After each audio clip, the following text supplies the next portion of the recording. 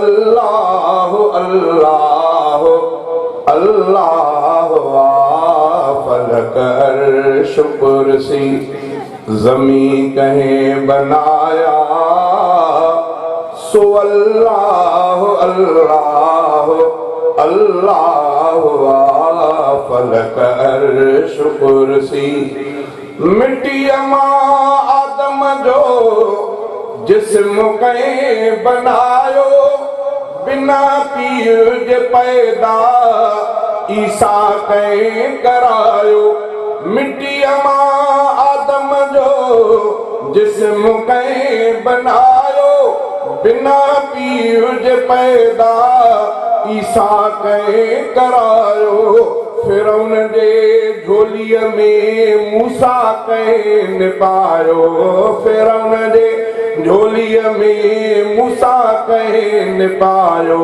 ज़मीन जे तते ते नबीअ कहें घुराया सो अल्लाह अल्लाह अल्लाह फलक अर्श कुर्सी ज़मीन कहें बनाया सो अल्लाह अल्लाह अल्लाह फलक अर्श कुर्सी। सिज चंद्र तारा कया कहीं रोशन बिना वटे कपाई बिना रम ज़रोगन। सिज चंद्र तारा कया कहीं रोशन बिना वटे कपाई बिना रम ज़रोगन। सरचाए सभिनि खे ॾिसे कीन ॾोहन। सरचाए सभिनि खे ॾिसे कीन ॾोहन।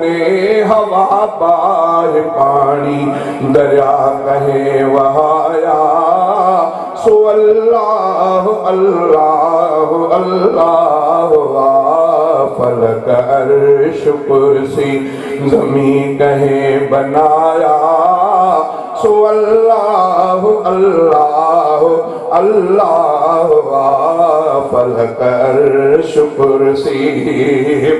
कई जानवर था जंगल में गुजारने समर साण तिनखे नकी बाय बारने। कई जानवर था जंगल में गुजारने समर साण तिनखे नकी बाय बारने। असुर जो उथी पंहिंजो साईं पुकारने। असुर जो उथी पंहिंजो साईं पुकारने।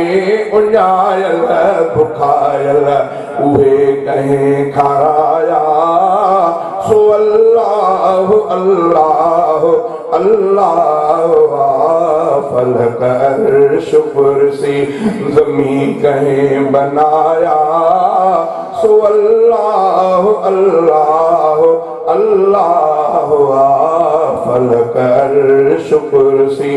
करे कमन पंहिंजने में पंहिंजी सिधाई बिना मशवरे जे बणाई खुदाई। सॼी ख़ल्क़ उन दर करे थी गदाई। सॼी ख़ल्क़ उन दर करे थी गदाई। बादल भरे जी रहमत मींहं कहें वसाया सो अल्लाह अल्लाह अल्लाह फलक अर्श कुर्सी। कई साल सदियूं गुज़री वियो ज़मानो बंदोबस्त सां थो हले कारखानो। सायो करे सुल्तान छॾे दे बहानो।